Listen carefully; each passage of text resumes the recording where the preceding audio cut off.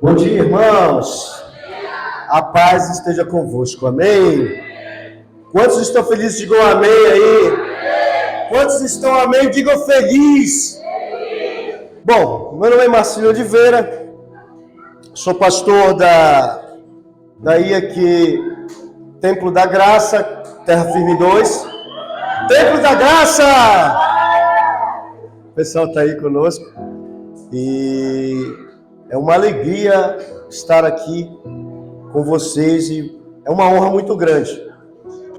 Se aprende mais ouvindo ou se aprende mais vendo? É isso que a gente vai entender sobre isso.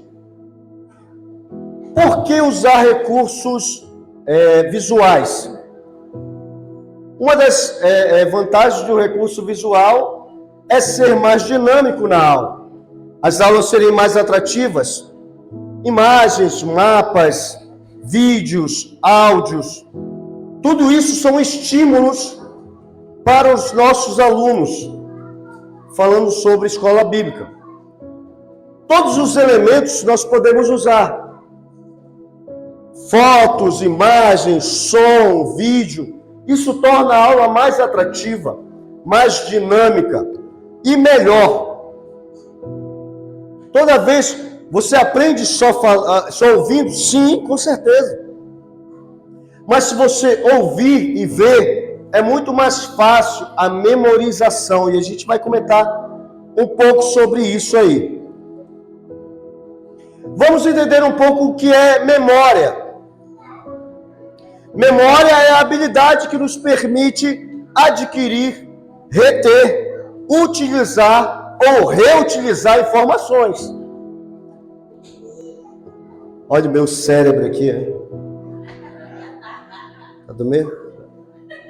Agora. O cérebro humano, ele recebe estímulos a todo momento. Nesse momento que nós estamos falando aqui, que nós estamos pregando, evangelizando, nós estamos aprendendo, ele está sendo bombardeado de estímulos.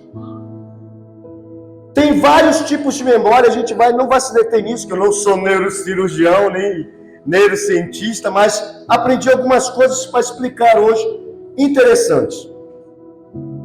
A gente vai trabalhar 3 tipos de memória, nós temos muito mais. Temos a memória sensorial, que é a memória do tato, do olfato, do paladar. Quem já não comeu aquela comida gostosa e diz, poxa, é igual como a mamãe fazia? Quem já passou por isso aí? Quem não passou num lugar e sentiu aquele cheiro? Aquele perfume era igualzinho quando eu tinha 15 anos. Isso é memória sensorial. Você está recebendo estímulos do cérebro e ele acessa a memória de longo prazo, que é aí que eu quero chegar. Quem está entendendo até agora, diga amém. Memória. A gente vai trabalhar agora com memória de trabalho, ou memória de curto prazo e memória de longo prazo. Rapidamente uma explicação. A memória de trabalho, alguns estudiosos colocam como se fosse a própria memória de curto prazo. O que é memória de curto prazo ou memória de trabalho? É o que nós temos aqui agora, que nós estamos utilizando agora. Por exemplo, estava a senha aqui, precisou uma senha. Eu fui lá com a pastora Socorro, que o notebook é dela. Ela me disse a senha e eu vim trazendo isso agora. Mas eu já esqueci. Porque a memória de trabalho para um fim rápido. Quem está entendendo, diga amém. O que é a memória de longo prazo? A memória de longo prazo é que já está guardada aqui no seu cérebro. E quando você recebe um estímulo que se compara àquela, ou que traz alguma coisa que faz essa ligação, o cérebro, ele faz um link entre a imagem que está sendo vista agora com a memória de longo prazo que você já está guardada aí um tempão. Está entendendo, irmãos? Foi meio... Está entendendo, irmãos? Quais são os benefícios do estímulo visual em sala de aula?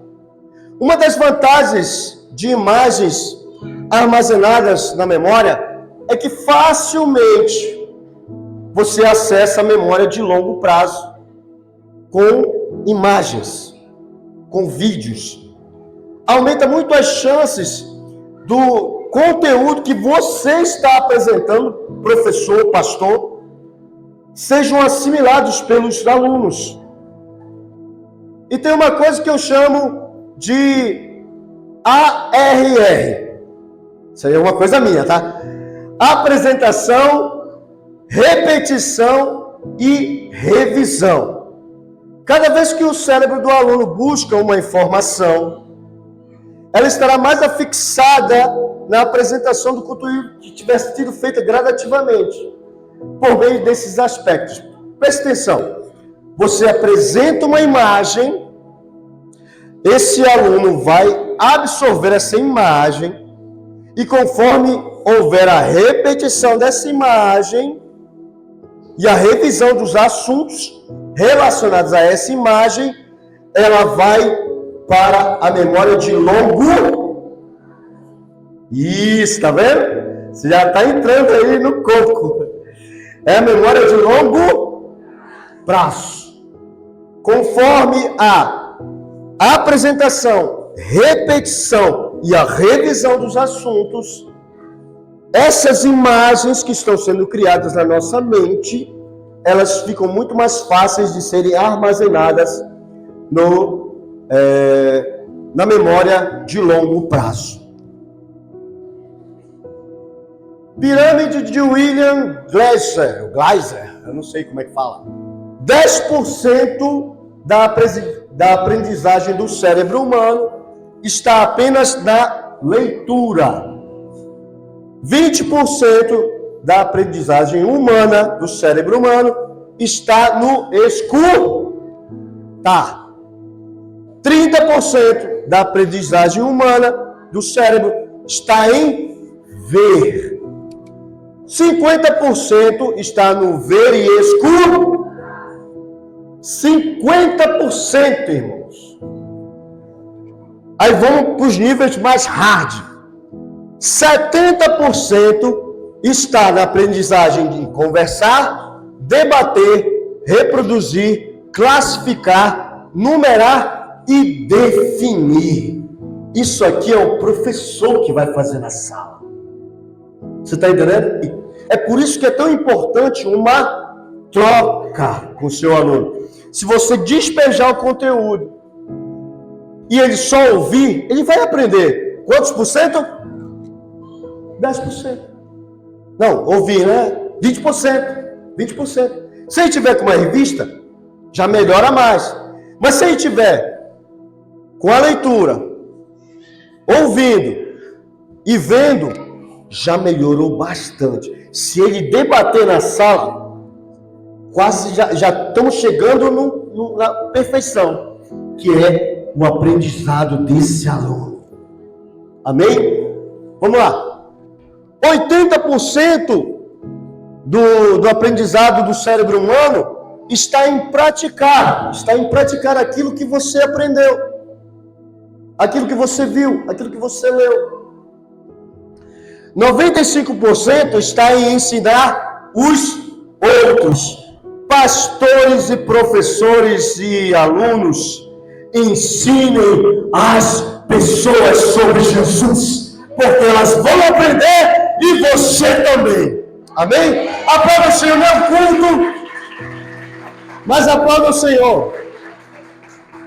Então, o cérebro humano ele aprende de várias formas, mas a melhor de todas é você aprender para ensinar. Amém? Como Jesus ensinava? Pelo menos 5 métodos Jesus usava ao ensinar. Quantos métodos? Isso, memória de trabalho. Primeiro método que Jesus ensinava: palestra. Segundo, perguntas e respostas. Terceiro, pela experiência. Quarto, por exemplos práticos. E quinto, contar histórias. Palestra.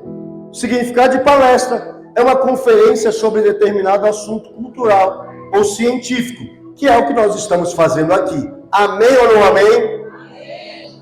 Jesus chega num determinado momento, depois de ser batizado, em Mateus capítulo 5 até o 7, e ele começa a ditar, a palestrar sobre o reino de Deus, que é o famoso sermão da montanha.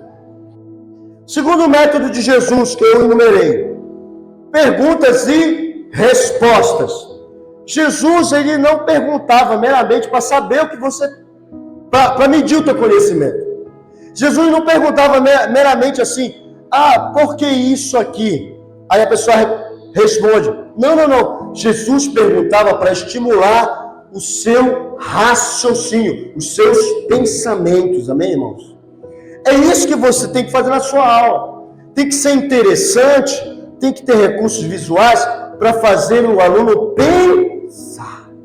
Exemplo, é lícito pagar tributo a César ou não?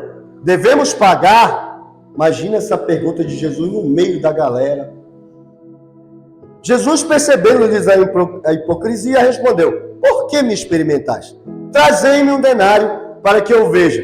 Eles o trouxeram e disseram, perguntaram, ele perguntou, quem é essa esfinge aqui? Essa inscrição? Responderam, é de César. Então lhe disse Jesus, então dai a César o que é de, e dai a Deus o que é de, e muitos se admiraram dele. Esse muitos se admiraram dele, está dizendo assim, caramba, esse cara fez eu raciocinar agora. Mais um, a experiência. As lições importantes da vida normalmente são aprendidas de maneira mais difícil. Preste atenção para mim. Eu creio que você já falou isso, ou você já ouviu alguém falar isso. Há um ensino aí, você entendeu? Tem alguma dúvida? Não tenho dúvida nenhuma, mas quando eu vou fazendo, vai aparecer não é isso? Sim ou não? Quem já falou isso aqui? Porque é assim mesmo. Jesus está vindo andando sobre as águas. Literalmente ele vem tirando onda, né, irmãos? Vem andando sobre as águas. Os discípulos com medo do barco afundar. E Pedro, malucão, sempre Pedro, maluco, disse assim, diz para mim, e eu vou aí ter contigo.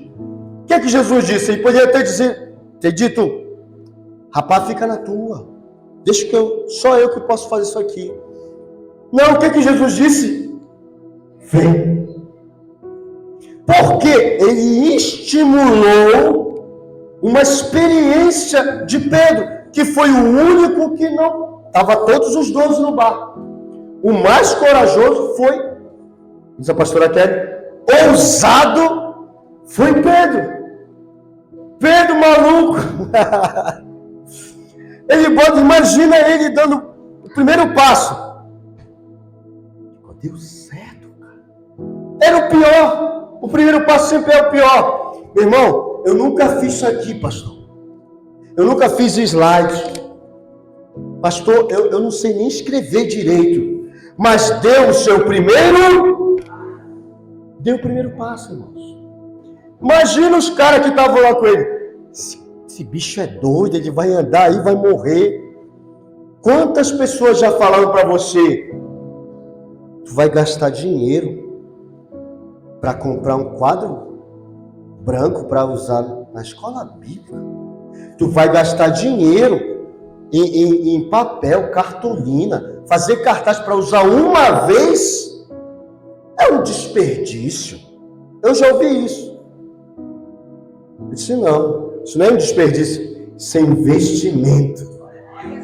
Quem pode aplaudir o Senhor aí, porque saber que você está acordado aí. Outro método de Jesus, exemplos práticos. Jesus sabe que as pessoas, Jesus sabia, meu irmão, o Glaser da pirâmide, ele só descobriu porque Jesus já sabia, olha, há muito tempo. Jesus sabe que as pessoas lembram mais daquilo que vem do que daquilo que ouvem. Aí, imagina os discípulos no campo. Aí o pessoal, poxa, tô pensando amanhã que eu não tenho dinheiro, tá meio ralado. Né? O pastor não deu dinheiro, a gente teve que comprar o quadro branco, a coordenadora não deu a grana. A gente teve que, eu tô sem grana. Ele disse, olhem as aves do céu. Imagina os discípulos assim, procurando, tá ali. Aí, pois é, elas não plantam, elas não semeiam. Mesmo assim, Deus se preocupa com cada uma delas. Amém? Quer aplaudir o Senhor? Aplaude com vontade, então. Outro método de Jesus. Jesus usou histórias a respeito de coisas e pessoas. Um exemplo. Essa é uma parábola, né? Um homem incomodava o seu vizinho repetidamente por 3 pães. Enfim, ele conseguiu um pão. O vizinho se cansou de ver voltar. Falando sobre as orações. Jesus estava ensinando sobre orações. A gente tem vários exemplos de Jesus ensinando com histórias, que nós chamamos de parábolas, né? Tem muita. Vamos lá para as dicas. Já estou encerrando. Ninguém fez né? Já estou encerrando. Quando não vai no vídeo a gente corta e vai, entendeu? É assim que funciona. Vamos lá. Imagens coloridas retêm a atenção humana por mais de 2 segundos. Bem, imagens facilitam a organização de ideias complexas. Você vai explicar sobre a cronologia do Novo Testamento, você bota imagens. Fica mais fácil a ideia. Usa as imagens que devem ser claras, tá? Figuras desfocadas ou com pouca definição, como está o nosso data show, causam desagrado e afastam o estudante. Então, quando você for imprimir alguma coisa, deixa bem nítido, o máximo possível, para que a compreensão seja bem mais fácil e a absorção do conteúdo melhor. Quem está entendendo, diga amém. O que pode ser usado? Nós podemos usar lousas, projetores, cartazes, objetos domésticos, algo da natureza, competições, pode usar, tablets, notebooks, música, vídeos, áudios, de preferência que trabalhem em conjunto com o recurso a ser utilizado, para proporcionar uma experiência mais imersiva no assunto. Isso aqui é muito bom, irmãos. Use tudo. Pastor, eu não sei desenhar. Peça para alguém desenhar para você. Pastor, eu não tenho quadro branco. Pega uma folha de caderno e desenha lá. Mostra lá, risca lá. Faz essa comunicação acontecer entre você e o seu aluno. Sabe como eu comecei a perceber isso aqui?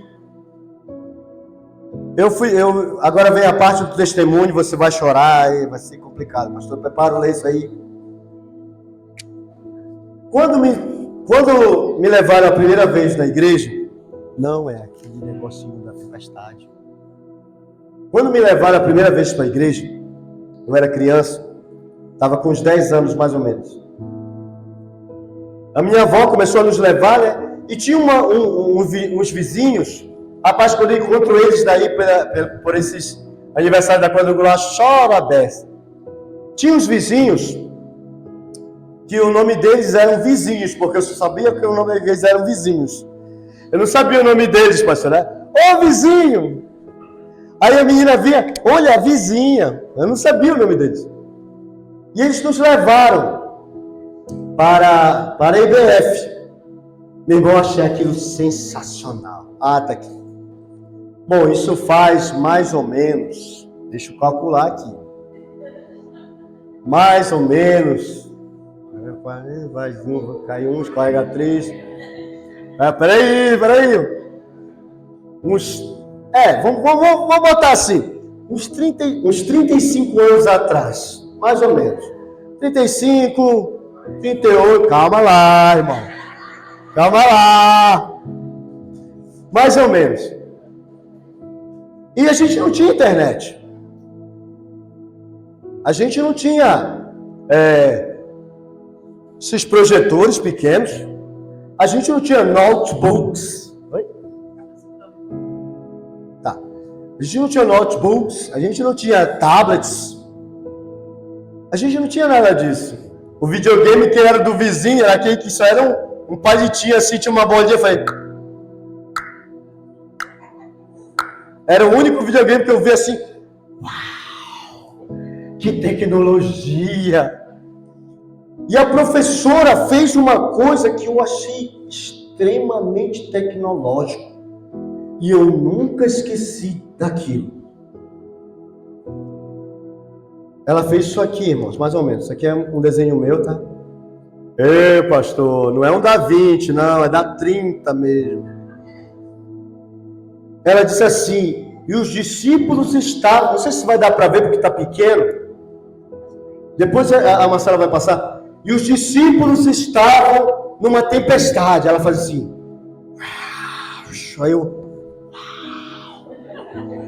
é melhor que sessão da tarde, melhor que sessão aventura, meu Deus, que isso? E os discípulos estavam numa tempestade, até que Jesus se levantou do barco e acalmou a tempestade. Quando eu vi isso, eu disse, meu Deus, que tecnologia avançada! Irmãos, uma coisa simples. Um palitinho de picolé que a gente acha até na rua. Uma folha de papel qualquer. Uma caneta, não tem nem cor. Uma cor só. E fez uma criança ver Jesus acalmando a tempestade. Desculpa aí, irmãos.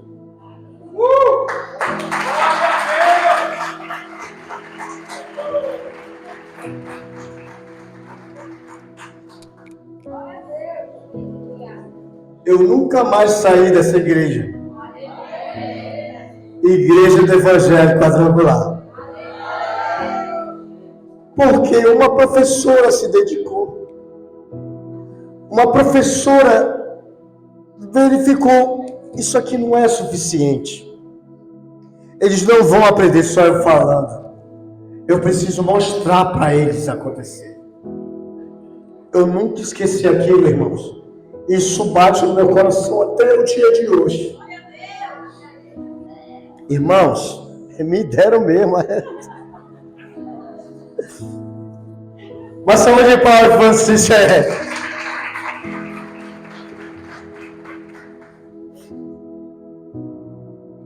Professores, principalmente de crianças, todos na verdade, não se limite em só ler a sua aula. Não se limite em só falar a sua aula. Não vá para a sua escola bíblica apenas com a Bíblia. Vá com recursos visuais. Isso vai ser bom demais para o teu aluno e para você mesmo. Amém? Aqui é o rapaz que vos fala. As nossas redes sociais, em nome de Jesus. E aqui vai estar, já foi distribuído, né, o nosso e-book desta conferência, dessa capacitação. E aqui eu me despeço. Muito obrigado, que Deus abençoe a todos. E viva Jesus! E ensine!